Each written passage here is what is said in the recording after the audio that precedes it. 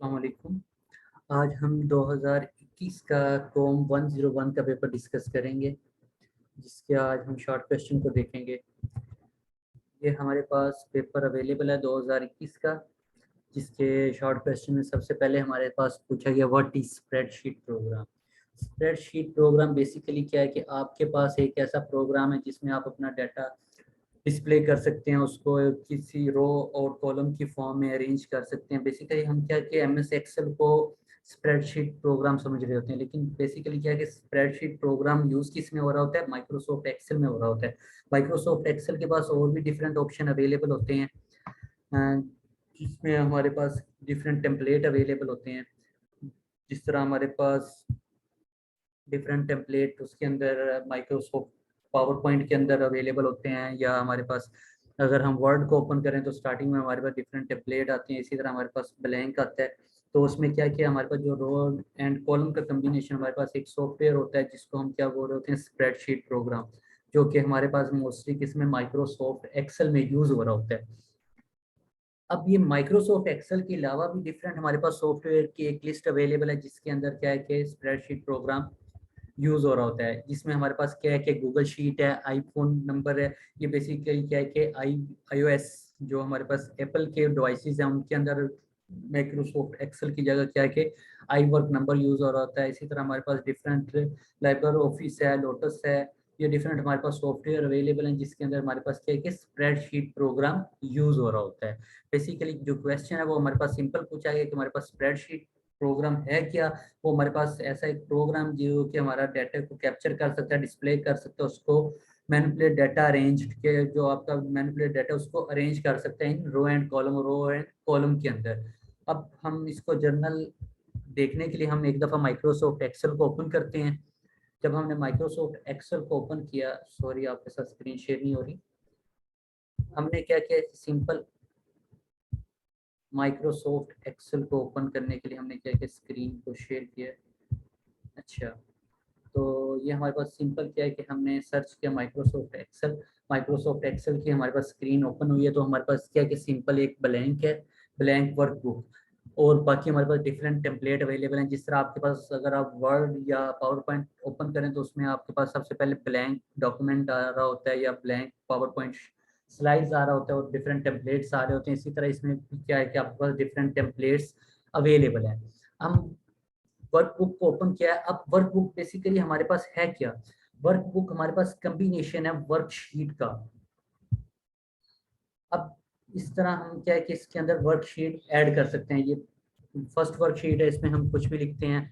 Third worksheet में इसी तरह हम सेकंड में जाते हैं, इसी तरह हम फर्स्ट पे जाते हैं। तो अब जब हम सेकंड पे आए तो हमारे पास वही डाटा शो हो रहा होगा जो हमारे पास स्टोर किया है, सेकंड में किया, थर्ड में किया, फर्स्ट में किया है, ठीक है। वो हमारे पास डाटा, हर शीट का एक अलग हमारे पास वर्कशीट अवेलेबल होती है। ये जब दो या दो से ज़्यादा शीट आपस में कलेक्ट होती है तो ये हमारे पास बेसिकली क्या बना रही होती है, वर्कबुक बना रही होती है। अब जो हमारे पास एम एस एक्सेल का व्यू है वो भी सेम हमारे पास किस तरह का व्यू है, जिस तरह हमारे पास माइक्रोसॉफ्ट वर्ड के अंदर अवेलेबल है। उसमें भी हमारे पास ये आइकन अवेलेबल है अनडू और रीडू का। इसी तरह हमारे पास ये मेन्यू अवेलेबल है, जिसको हम मेन मेन्यू बोल रहे हैं। इसमें हमारे पास फाइल है, होम है, इंसर्ट है। डिफरेंट मेन्यू के हमारे पास जो नेम है वो डिफरेंट है, लेकिन वही हमारे पास क्या है, मेन्यू है, सब मेन्यू है।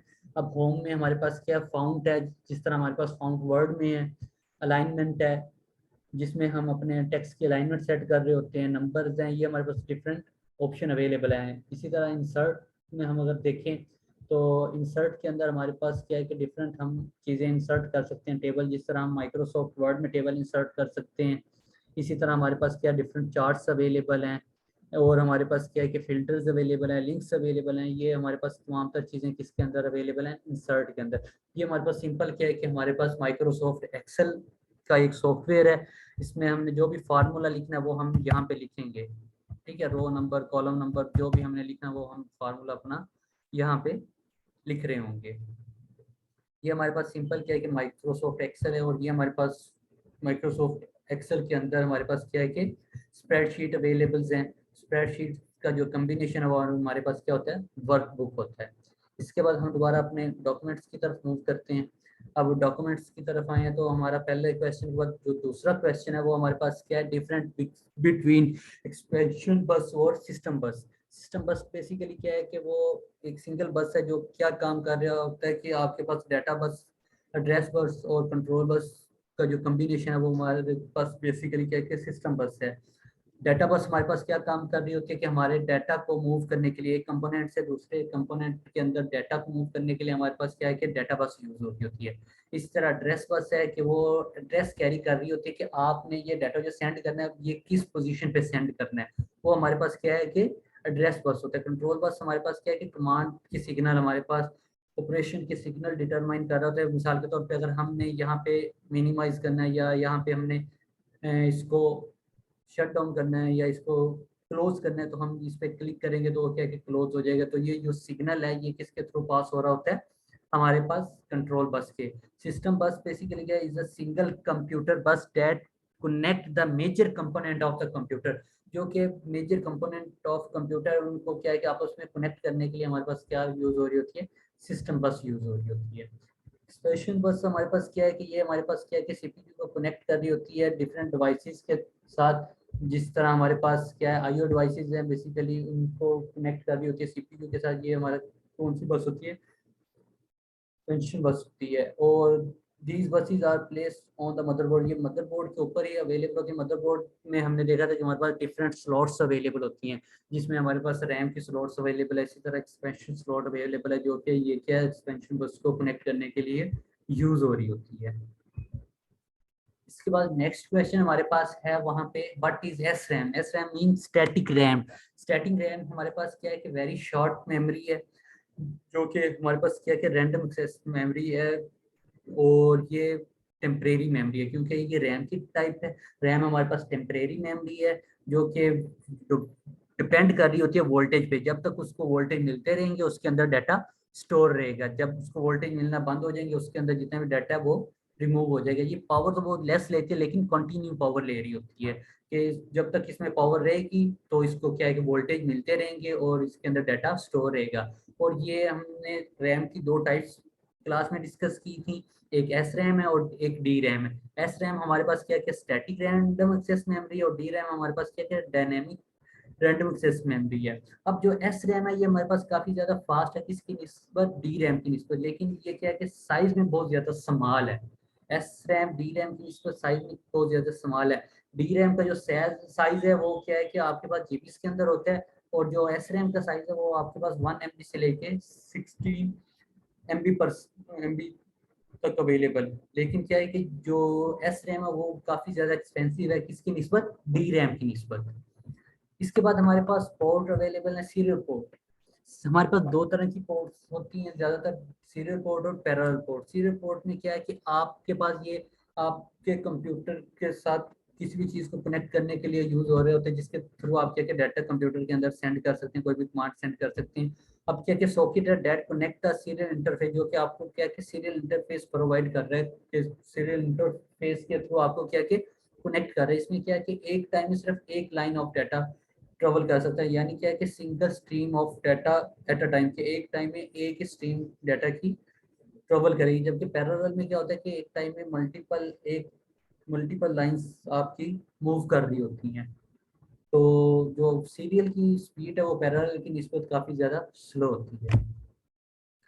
नेक्स्ट क्वेश्चन जो हमारे पास अवेलेबल है वो हमारे पास क्या है कि what are the source data entry devices. Source data entry devices को बेसिकली हम बोल रहे होते हैं डायरेक्ट डाटा एंट्री डिवाइसेस कि जिनके थ्रू हम डाटा डायरेक्ट कंप्यूटर के अंदर सेंड कर सकते हैं। मिसाल के तौर पे मैं बोल रहा हूँ माइक्रोफोन के थ्रू क्या कि डाटा कंप्यूटर के अंदर डायरेक्टली सेंड हो रहा है, या कोई भी चीज़ स्कैन होती है तो वो क्या है कि डायरेक्टली कंप्यूटर के अंदर डाटा सेंड हो रहा होता है। तो वो कौन से डिवाइसेस होते हैं, सोर्स डाटा एंट्री डिवाइसेस या डायरेक्ट डाटा एंट्री डिवाइसेस उनको बोल रहे हो। तो उसमें हमारे पास क्या आ गया, माइक्रोफोन आ गया, डिजिटल कैमराज आ गए, स्कैनर्स आ गए। ये हमारे पास क्या है कि बारकोड रीडर्स आ गए। ये हमारे पास बेसिकली क्या है डायरेक्ट इनपुट डिवाइसेस उनको बोल रहे हैं या डायरेक्ट आप डाटा एंट्री डिवाइसेस बोल रहे हैं, ये हमारे पास अवेलेबल होते हैं। नेक्स्ट क्वेश्चन हमारे पास है डेटाबेस एंड डेटाबेस एडमिनिस्ट्रेटर में क्या डिफरेंस है। अब डेटाबेस हमने कॉम 111 के पेपर के अंदर भी डिस्कस किया है। एक चीज है कि आपका पेपर और टॉम 111 का पेपर के जो टॉपिक्स हैं वो सेम है। आपकी आउटलाइन के अगर टॉपिक आप देखेंगे वो तमाम तर आपके टॉपिक टॉम 111 के टॉपिक जो आउटलाइन है उसके अंदर अवेलेबल होंगे।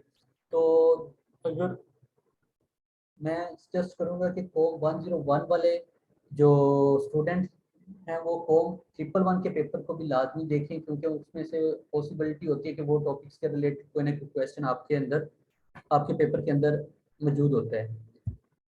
अब हमारे पास जो नेक्स्ट क्वेश्चन है वो क्या है कि database and database administrator. Database आपके पास बेसिकली क्या है? डेटाबेस आपके पास क्या है कि organisation collection of structure information और डाटा की क्या है कि ऑर्गेनाइज फॉर्म है आपके पास किसकी कलेक्शन ऑफ डाटा की के रिलेटेड डाटा, जो कि एक टॉपिक के रिलेटेड डाटा उसकी हम अलग डेटाबेस बनाते हैं, किसी और टॉपिक के रिलेटेड डाटा हम उसके अलग डेटाबेस बनाते हैं। अब क्या है कि जो आप डेटाबेस को मेंटेन कर रहा होता है या कंट्रोल कर रहा होता है वो क्या कर रहा होता है? Database management system. ये आपके पास एक सॉफ्टवेयर अवेलेबल है जो कि आपके क्या है कि डेटाबेस को कंट्रोल कर रहा होता है या मेंटेन कर रहा होता है। अब डेटाबेस एडमिनिस्ट्रेटर क्या है? डेटाबेस एडमिनिस्ट्रेटर बेसिकली क्या है कि एक पर्सन है जो डेटाबेस को क्रिएट करता है, अपडेट करता है, उसको मेंटेन कर रहा होता है। उसकी रिस्पॉन्सिबिलिटी में क्या आ रहा होता है? उसकी परफॉर्मेंस आ रही होती है, इंटीग्रिटी के क्या, जिस फॉर्म में डाटा हमारा डेटाबेस में स्टोर होना चाहिए उसी फॉर्म में डाटा स्टोर हो रहा है या नहीं हो रहा। डाटा इंटीग्रिटी आपसे एक अलग से क्वेश्चन पूछा जाता है, जिसका क्या मतलब है कि डाटा रूल एंड रेगुलेशन के मुताबिक डाटा को चेक करना है कि डाटा रूल एंड रेगुलेशन के मुताबिक आपकी डाटाबेस के अंदर स्टोर हो रहा है या नहीं हो रहा है। ठीक है, ये आपका बेसिकली काम कौन कर रहा होता है? डेटाबेस एडमिनिस्ट्रेटर काम कर रहा होता है। फिर हमारे पास जो नेक्स्ट क्वेश्चन है वो है हमारे पास what is operating system. Operating system हमारे पास क्या है? ऑपरेटिंग सिस्टम किसी भी चीज को ऑपरेट करने के लिए जो सिस्टम यूज हो रहा होता है वो उसका ऑपरेटिंग सिस्टम होता है। कंप्यूटर के ऑपरेटिंग सिस्टम में हम अगर बात करें तो कंप्यूटर का ऑपरेटिंग सिस्टम बेसिकली हमारे पास क्या है कि सिस्टम सॉफ्टवेयर है। कॉम 111 के पेपर में हमने ये सिस्टम सॉफ्टवेयर की डेफिनेशन को डिस्कस किया था कि जो आपके हार्डवेयर को कंट्रोल करता है और इंटरफेस प्रोवाइड कर रहा होता है वो आपके पास क्या होता है? सिस्टम सॉफ्टवेयर होता है। अब ऑपरेटिंग सिस्टम बेसिकली आपके पास क्या है कि एक सिस्टम सॉफ्टवेयर है जो कम्युनिकेट करवा रहा होता है यूजर के दरमियान में और सिस्टम के दरमियान में। ठीक है, आप यूजर और सिस्टम के दरमियान में जो कम्युनिकेशन करवा रहा होता है वो कौन करवा रहा होता है? ऑपरेटिंग सिस्टम करवा रहा होता है। इसमें अब आपके पास विंडो है, लिनक्स है, एंड्रॉइड है। अब हमने दो तरह के ऑपरेटिंग सिस्टम देखे हैं, वो भी हमने कॉम 111 के एक क्वेश्चन के अंदर देखे हैं कि आपके पास ऑपरेटिंग सिस्टम की टाइप्स कौन सी हैं। आपके पास GUI और CLI है। GUI आपके पास बेसिकली क्या होता है कि ग्राफिकल यूजर इंटरफेस होता है। CLI आपके पास क्या होता है? कमांड लाइन इंटरफेस होता है। अब आपके पास क्वेश्चन एक शॉर्ट ये भी बन सकता है कि what is difference between GUI and CLI।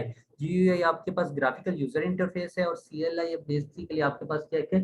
Command line user interface है। CLI में आप क्या है कि कोई भी चीज ओपन करने के लिए या कोई भी वर्किंग परफॉर्म करने के लिए कमांड्स लिखते हैं, जबकि विंडो में क्या है कि आपके पास आइकन्स अवेलेबल होते हैं, आपके पास ग्राफिकल ऑप्शंस अवेलेबल होते हैं, आप उन पे क्लिक करके क्या है कि click and drag and drop पे आप क्या है कि काम अपना कर रहे होते हैं। नेक्स्ट क्वेश्चन आपके पास क्या है? Data transmission mode. आपके पास डाटा ट्रांसमिशन मोड क्या है? कि डाटा का आपका फ्लो क्या है, कि आपका इंफॉर्मेशन किस वे में फ्लो हो रही है, किस तरह फ्लो हो रही है। बेसिकली हमारे पास तीन तरह के डाटा ट्रांसमिशन मोड्स होते हैं। Simple simplex mode, half diplex और फुल डिप्लेक्स। सिंप्लेक्स में सिंपल है कि आपका डाटा सिर्फ एक डायरेक्शन में मूव होगा। अगर हम ब्रॉडकास्ट की इसमें अगर एग्जांपल देखें कि हम जब ब्रॉडकास्ट हो रहा होता है तो वो क्या कि डाटा आपका सिर्फ एक तरफ सेंड हो रहा होता है, आप उसको रिप्लाई नहीं दे सकते। मिसाल के तौर पे आपका जिस तरह टीवी पे आप डिफरेंट प्रोग्राम्स देख रहे होते हैं, आप उनका रिप्लाई नहीं देख सकते। आप क्या कि वो सिर्फ आपको वो इन्फॉर्मेशन मिल रही है, ना आप उसमें चेंजिंग कर सकते हैं ना उसको स्किप कर सकते हैं। आप सिंपल क्या कि वो आपको इन्फॉर्मेशन जिस तरह मिल रही है आप उसी तरह उस इन्फॉर्मेशन को रिसीव कर रहे हो। ये आपके पास क्या है कि एक वे में जो आपकी एक ही डायरेक्शन में जो आपकी ट्रांसमिशन हो रही है वो आपके पास क्या है? सिंप्लेक्स मोड ट्रांसमिशन है। हाफ डिप्लेक्स में क्या है कि दोनों सीमत में रिसीवर भी सेंड कर सकते हैं और सेंडर सेंड भी कर सकते हैं और रिसीवर रिसीव करने के बाद दोबारा डाटा सेंड कर सकते हैं। तो क्या है कि दोनों डायरेक्शन में आपकी जो ट्रांसमिशन है वो हो रही होती है। लेकिन क्या है कि एक टाइम में एक परफॉर्मेंस होगी, कि अगर एक तरफ से डाटा सेंड हुआ है तो वो जो रिसीवर साइड है वो डाटा कोई भी उसका रिप्लाई उस वक्त तक नहीं सेंड कर सकता जब तक वो टोटली डाटा रिसीव ना कर ले।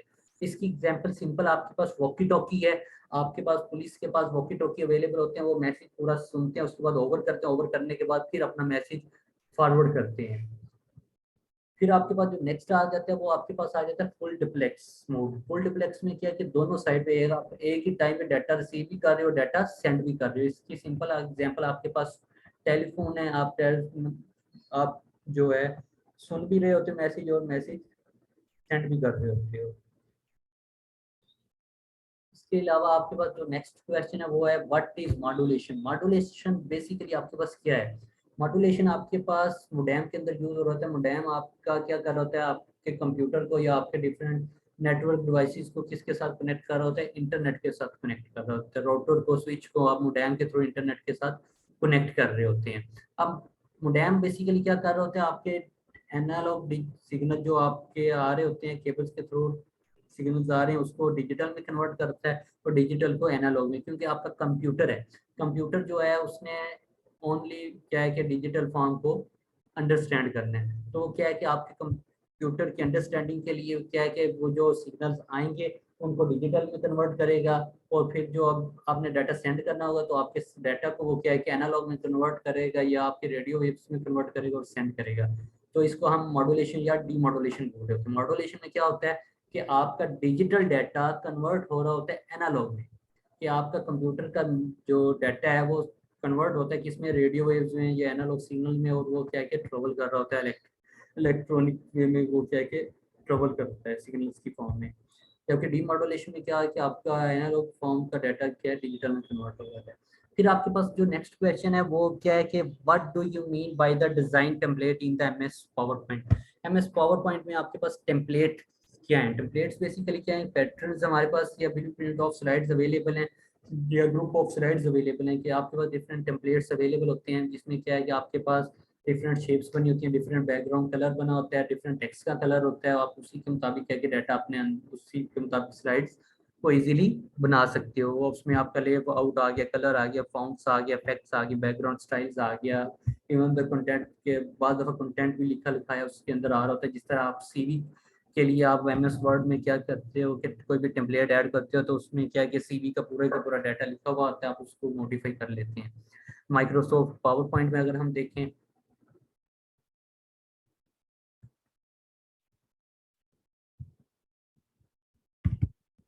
पावर पॉइंट, हम अगर पावर पॉइंट को ओपन करेंगे तो हमारे पास क्या है कि एक तो ब्लैंक आ रहा होगा और एक हमारे पास टेम्पलेट आ रहे हैं। ये हमारे पास ब्लैंक प्रेजेंटेशन है, इसको हम ओपन करेंगे तो हमारे पास सिंपल ब्लैक कलर की आ जाएगी। इसका बैकग्राउंड कलर हम खुद ही सेट करेंगे, सारे कलर वगैरह खुद ही सेट करेंगे। जबकि ये हमारे पास डिफरेंट टेम्पलेट हैं, जो टेम्पलेट हम सिलेक्ट करेंगे उसी टेम्पलेट के मुताबिक हमारे पास क्या है कि स्लाइड्स बनी हुई ओपन हो जाएंगी।